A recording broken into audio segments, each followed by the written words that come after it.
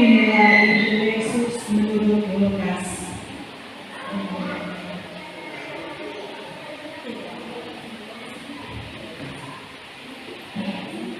Yesus disalibkan. Orang banyak berdiri di situ dan melihat semuanya. Pemimpin-pemimpin mengejek dia, katanya, orang lain dia selamatkan, biarlah sekarang ia menyelamatkan dirinya sendiri. Jadi ia adalah Mesias, orang yang dipilih Allah. Juga prajurit-prajurit mengolok-olok dia. Mereka menunjukkan anggur asam kepadanya dan berkata, jika engkau adalah raja orang Yahudi, selamatkanlah dirimu. Ada juga tulisan di atas kepalanya, inilah raja orang Yahudi.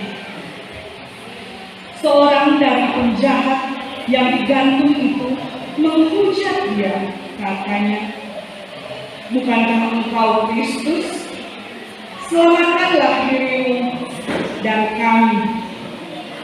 Tetapi yang seorang menegur dia, katanya, tidakkah engkau takut juga tidak kepada Allah, sedang engkau menerima hukuman yang sama? Kita memang selayaknya dihukum, sebab kita menerima balasan yang setimpal dengan perbuatan kita. Tetapi orang ini tidak berbuat sesuatu yang salah. Lalu ia berkata, Yesus, ingatlah aku apabila aku datang sebagai raja. Kata Yesus kepadanya, aku berkata kepadamu, sesungguhnya hari ini juga engkau akan ada bersama-sama dengan aku di dalam Firdaus. Demikianlah sabda Tuhan. Bapak, Ibu, saudara-saudari, anak-anak sekalian yang dikasihi oleh Tuhan kita Yesus Kristus, selamat sore menjelang malam. Baiklah, saya akan mencoba membawakan renungan dari bacaan yang telah saya bacakan tadi dengan judul renungan mata ketiga yang menyelamatkan. Bapak, Ibu, saudara-saudari, dan imam-imam kepala berhasil membuat gubernur wilayah Yudea yakni Pontius Pilatus menyalibkan Yesus di Bukit Golgota. Untuk apa dan untuk alasan apa Yesus disalibkan di sana? Yesus dituduh sebagai penghujat karena mengaku sebagai raja orang Yahudi. Dalam Lukas 23 ayat 35, saya bacakan kembali. Orang banyak berdiri di situ dan melihat semuanya.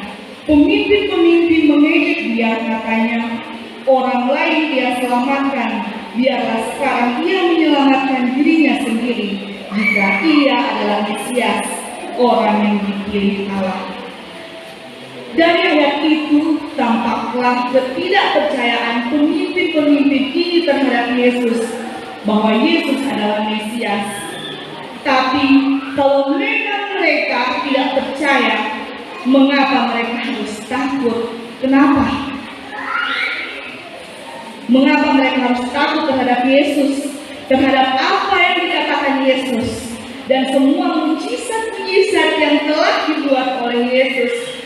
Atau apakah sebenarnya hal itu membuat mulai mereka masuk di akal mereka dan mereka mulai takut akan kekuasaan mereka yang akan hilang dan umat mulai akan mengikuti Yesus? dalam penyaliban Yesus di Bukit Golgota ada 2 orang penyamun, yang sebelah kiri bernama Gestas dan sebelah kanan bernama Dismas. Apa kata Yesus kepada Dismas? Ada di ayat 43. Ayat 43. Kata Yesus kepadanya, "Aku berkata kepadamu, sesungguhnya hari ini juga engkau akan ada bersama-sama dengan aku di dalam Firdaus." Haleluya. Sungguh kata-kata yang menyegarkan hati Dismas. Detik-detik itu, detik-detik terakhir, dia diselamatkan oleh Yesus. Bukan hanya selamat di dunia, tetapi selamat di dalam keabadian. Bapak, Ibu, saudara-saudari yang terkasih dalam Tuhan kita Yesus Kristus, apa pesan yang dapat kita ambil dari cerita di atas? Cara pandang yang berbeda dengan kebanyakan orang banyak terjadi.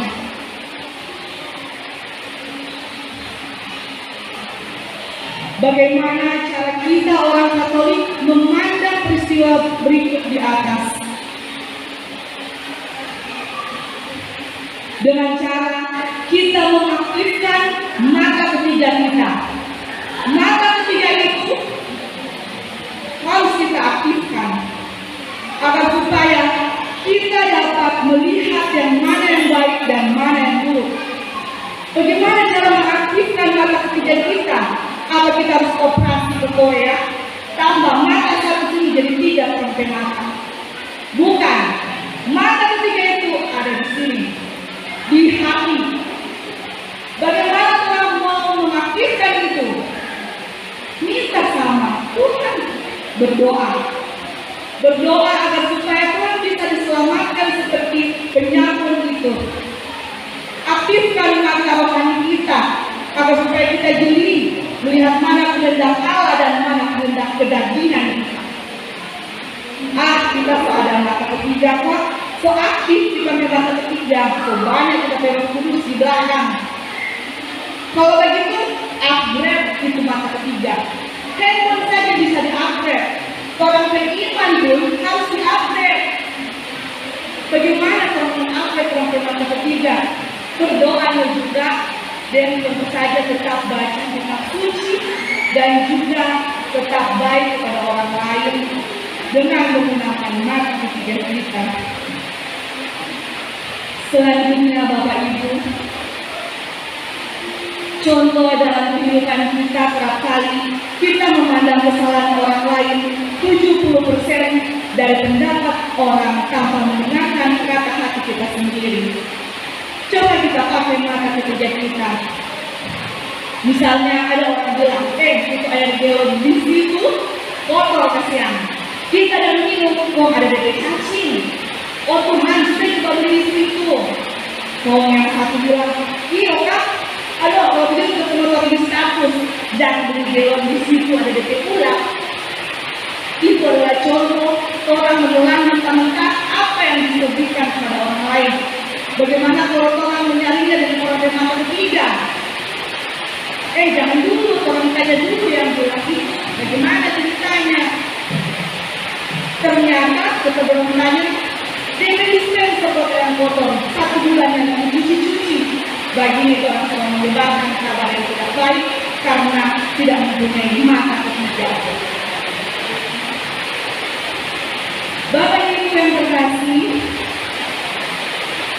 semoga apa yang kita dengar, apa yang kita baca dan kita renungkan pada sore hari ini dapat menjadi pelajaran yang dapat kita ambil untuk hari ke depan. Segeralah aktifkan mata ketiga kita agar supaya kita dapat menolongnya dan kita dapat menyelamatkan orang lain karena kita mempunyai mata ketiga, yakni hati yang berasal daripada Tuhan Yesus. Semoga demikian.